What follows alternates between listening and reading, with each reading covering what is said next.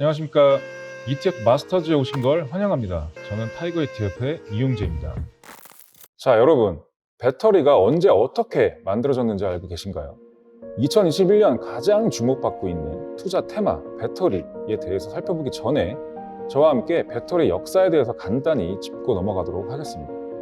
세계 최초의 전지는 1800년경 이탈리아의 과학자 볼타에 의해서 처음 만들어졌다고 교과서에 나와 있죠. 근데 그보다 훨씬 더 전, 기원전 3세기에 발명됐다는 학계의 학설이 있습니다.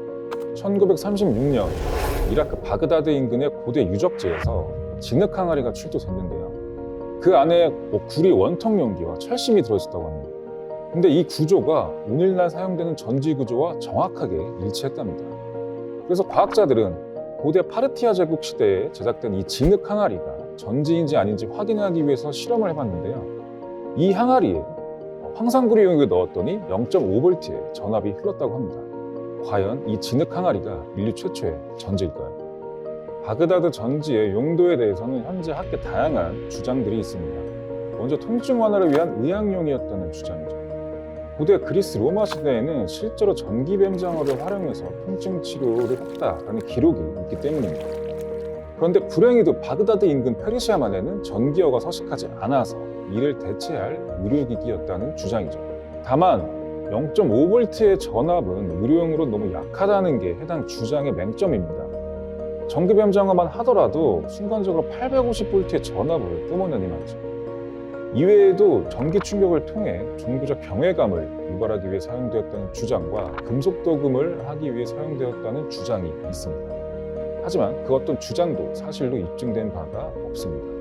도대체 고대 인류는 어떤 목적으로 전지를 발명했을까요? 고대 전지의 탄생은 21세기 과학으로도 풀 수 없는 미스테리로 남아있습니다. 과학적으로 인정받고 있는 최초의 전지는 바로 볼타 전지입니다. 1800년 이탈리아 과학자 알렉산드로 볼타는 두 금속의 접촉에 의해서 전기가 발생한다는 사실을 알게 됐는데요. 묽은 황산 용액이 든 그릇에 아연판과 구리판을 넣고 두 금속을 도선으로 연결해 볼타 전지를 만들었습니다. 이때부터 전지를 만들기 위해서는 양극, 음극, 전해액이 필요함을 알게 됐고 전 세계적으로 전지 연구가 본격화됐죠. 볼타는 배터리의 아버지라고 불리고 있는데요. 그의 업적을 기리기 위해서 전압의 단위를 그의 이름을 따 볼트로 명명하게 됐다고 합니다. 볼타 전지 발명으로부터 80여 년이 지난 1886년 독일의 칼 가스너가 전해액을 석고와 섞어 아연 원통에 채우는 형태의 건식 전지 개발에 성공했습니다. 전해액을 고체로 만든 전지, 즉 우리가 사용하는 건전지가 탄생한 순간이죠. 건전지가 등장하면서 전지의 휴대성과 활용도는 비약적으로 증가했습니다. 하지만 여기에는 치명적인 단점이 하나 존재했는데요. 바로 일회용이라는 점입니다. 자, 이제 본격적으로 2차 전지에 대해서 한번 살펴볼까요? 최초의 2차 전지는 바로 납축 전지입니다. 지금도 자동차에 사용되고 있는 납축 전지는 비교적 저렴한 납을 사용하고 있기 때문에 경제적이지만 용량에 비해 무겁고 환경오염 문제를 받고 있습니다. 그래서 골프용 카트, 지게차 등 전지 무게가 중요하지 않은 곳에서 활용되고 있죠. 이후 발명된 것이 니켈 카드뮴 전지입니다. 니켈과 카드뮴을 이용한 이 전지는 1990년대 후반부터 2000년대 초반까지 많이 사용되었는데 40대 이후라면 기억할 노란 충전기, 워크맨의 껌 배터리가 바로 니켈 카드뮴 전지입니다. 니켈 카드뮴 전지는 배터리 소형화에 기여했죠. 하지만 제조 원가가 너무 비싸고 카드뮴이 환경 문제를 유발하기 때문에 지금은 거의 사용하고 있지 않습니다.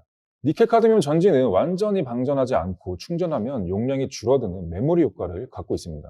배터리 다 방전한 다음 다시 충전해라. 배터리 다 망가져. 이런 잔소리를 들은 기억이 있다면 당신은 90년대를 풍미한 X세대입니다. 오늘날 사용되고 있는 리튬이온 배터리는 노벨상에 빛나는 발명품인데요. 1970년 리튬을 이용한 배터리 연구를 시작한 스탠리 휘팅엄 박사, 80년대 연구를 이어간 굿 이너프 박사, 이들의 연구를 토대로 90년대 드디어 리튬이온 배터리 상용화에 성공한 요시노 아키라 박사. 이 세 명은 에너지 충전 시대를 연 공로를 인정받아 2019년 노벨 화학상을 공동으로 수상했습니다. 2차 전지가 발명되는 데는 30년이라는 시간이 걸렸지만 작동 원리는 사실 아주 간단합니다. 배터리는 기본적으로 화학 에너지를 전기 에너지로 변환해주는 장치인데요. 배터리 안에는 양극재, 음극재, 분리막이 있습니다. 그리고 그 세 개를 연결하는 전해질이라는 액체가 들어있고, 이 전해질을 통해서 리튬이온이 움직입니다. 그리고 리튬이온이 움직일 때 바깥 도선을 통해서 전자가 이동하는데요. 이 전자가 이동하는 과정에서 전기가 발생하게 되는 것입니다. 간단하게 전자는 전압이 높은 쪽에서 낮은 쪽으로 흐른다고 보면 쉽습니다. 마치 물이 높은 곳에서 낮은 쪽으로 흐르듯이 말이죠. 배터리에서 음극이 전압이 높기 때문에 자연스럽게 리튬이온과 전자는 음극에서 양극으로 흐릅니다. 이 과정이 방전이고요. 방전되는 과정에서 전기 에너지가 발생되게 되는 것입니다. 방전되면서 양극으로 넘어온 리튬이온과 전자를 다시 인위적으로 음극으로 밀어 올리는 행위가 바로 충전입니다. 인위적으로 밀어 올리기 위해서 우리는 충전기를 사용하게 되는 것이죠. 시간이 훅 지나갔네요. 과학 시간도 아닌데 배터리의 역사를 이렇게 자세하게 알아본 데는 나름대로 이유가 있습니다. 볼타 전지를 최초의 전지를 본다면 220년이 지난 오늘날 2차 전지는 과연 우리에게 어떤 존재일까요? 다른 맥락에서